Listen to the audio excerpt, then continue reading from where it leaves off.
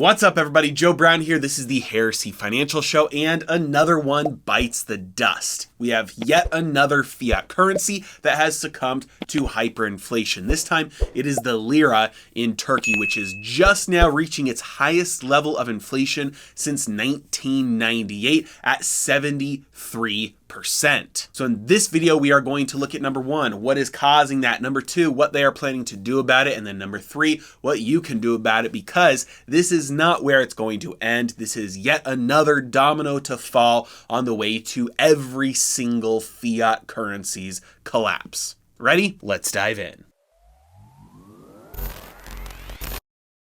Today's video is sponsored by I Trust Capital. In today's day and age, there is no better time to start to put some of your savings outside of the fiat system. Get your savings out of dollars, out of fiat currency, save in gold, save in Bitcoin, save in silver, and if you're really risky, save in some other cryptocurrencies as well. The problem is, for many people, most of your portfolio is inside of your 401k. And newsflash, everybody's aware of this, most 401ks don't allow you access to Bitcoin, don't allow you access to gold, don't allow you access to silver, and definitely not to other cryptocurrencies. And that's where I Trust Capital comes in. I Trust Capital is my favorite way to be able to buy gold, buy silver, buy Bitcoin with your retirement account. So if you've got a 401k that has assets in it from a prior employer, or you've got an IRA, or you just want to open up a new IRA and make new contributions, you can do all of that with I Trust Capital and get some of your retirement portfolio allocated to gold, to silver, to Bitcoin, or like I said, even other cryptocurrencies. With I Trust Capital, you can buy and sell in your IRA anytime, 24/7. They have institutional grade security, and for your precious metals, they utilize Vault Chain, which is an investment grade gold and silver product held at the Royal Canadian Mint. And the best part is, if you sign up with my link in the description below, you will get $50 worth of Bitcoin credited to your account just for signing up. All right, take a look with me at this article from Reuters. We can see that Turkish inflation has soared to 73%. That is the highest level since 1998. So first off, let's take a look at this chart that they're showing. This is the inflation rate in Turkey since the 90s here, and we can see that it's been relatively stable for a few decades until after 2020. They just lost all control, and the inflation rate in Turkey has been skyrocketing, hasn't been this high since 1998. So what is going on here? Well, number one, they are putting some of the blame on the war, Russia invading Ukraine. This has added heavily to fuel costs, which, to be honest, is affecting absolutely everybody everywhere. So it's no surprise that it's also impacting Turkey. But because of fuel costs, we are seeing transport costs go up, which also leads to food costs going up. Both of those have soared by 108% and 92% respectively over just the last year. This means that for everyday people, basic items like food are becoming harder and harder to just get your hands on. It's becoming more and more difficult for the average person to just survive. Now, despite the suffering of the Turkish people, the finance minister in Turkey is saying that the monthly inflation readings are actually trending lower. However, false promises of fixing the higher inflation have been made for quite a while now,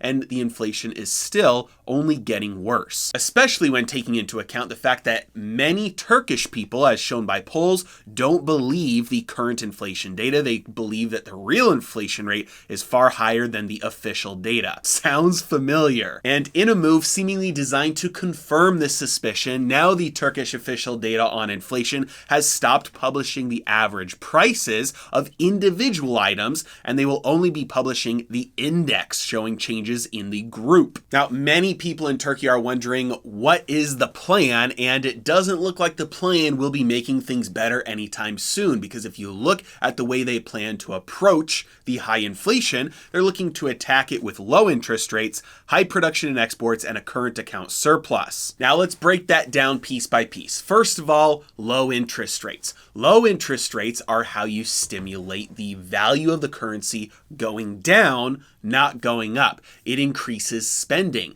It is a force that pushes the monetary supply to expand. When you are trying to attack high prices, you don't want the amount of money to continue to grow. Ideally, you want it to shrink, because if you have all of the stuff over here, let's say it's staying roughly the same, the amount of stuff, the amount of wealth, but you have the money supply growing really quickly, it will take more and more money to get that stuff. Said another way, that money becomes less valuable relative to all the stuff. That means the price of the stuff measured in that money that's getting less valuable goes up. And so if you want the opposite to happen, you have to do something that stops the supply of the money from growing. You have to make it shrink. Well, what do low interest rates do? Low interest rates stimulate spending and borrowing. When borrowing happens, new money is coming into existence. Money is lent into existence. So low interest rates are not a force that will combat inflation. In fact, low interest rates are going to stimulate inflation. So that is the direct wrong approach there, number one. Okay, so what about the second one? He said the second one is high production and exports. And you think, okay, well, if they're producing more goods and exporting more goods and getting more hard currency relative to theirs from other countries, then that should help. However, the trade deficit widened 157% year over year in May to 10 billion. So good luck reversing that trend and saying we are going to switch that around and have it be the exact opposite of what it's been for the last year. And then lastly, a current account surplus. Again, this is one that theoretically should withdraw money out of circulation. However, the reason why you are in this problem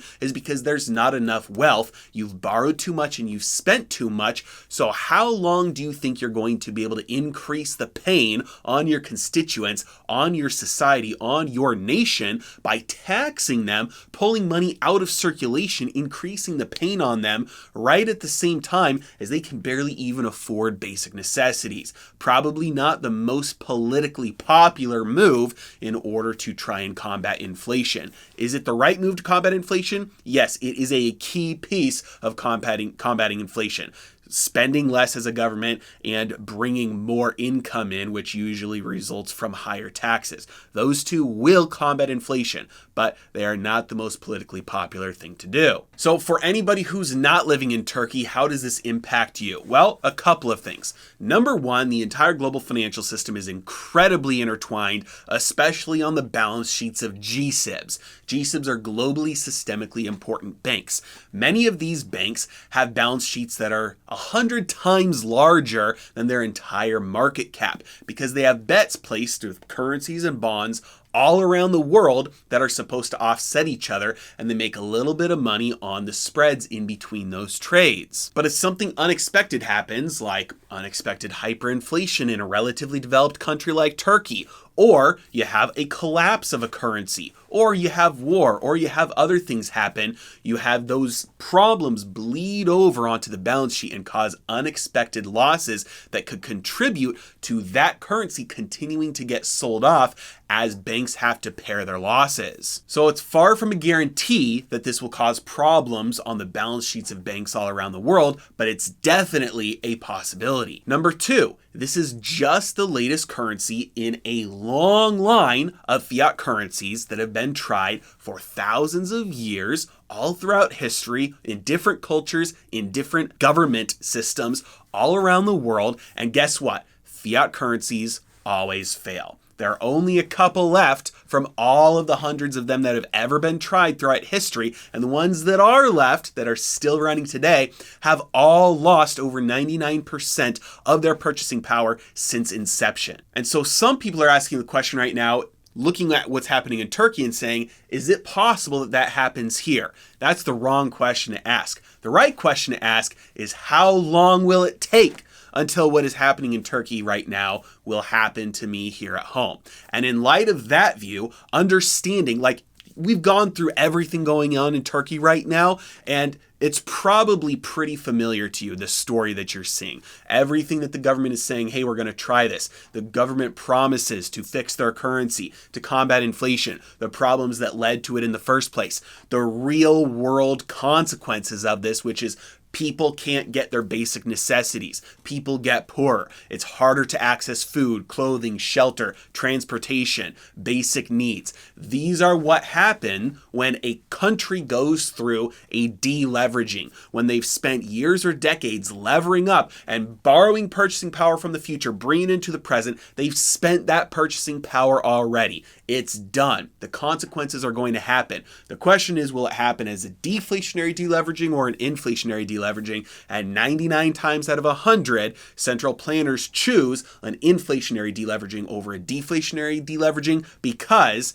an inflationary deleveraging benefits the borrowers, and the central government is always the biggest borrower of them all. So the question is, when will it happen here, and what can I do to prepare myself? Get your savings and your wealth outside of the system, even if it's not all of it. It doesn't have to be all of it. In fact, it's probably impossible for most people to get out of the system. However, it's imperative that as many people as possible get at least something outside of the system, so that tomorrow, if the banks get locked down and you can't access your funds and the banks are frozen, you still have a way to get what you need. You still have a way to get power in your home. You still have a way to eat. You're not relying on a debit card or a credit card that's saying it's frozen when you go to the grocery store and try to swipe it. You've got some wealth outside of the financial system so that if you need to use it, you can. It's fire insurance. You're not going to get rich from it, but it's better to have it and never need it than someday need it and not have prepared for it. As always, I really appreciate you guys. Thank you so much for watching. See you next time.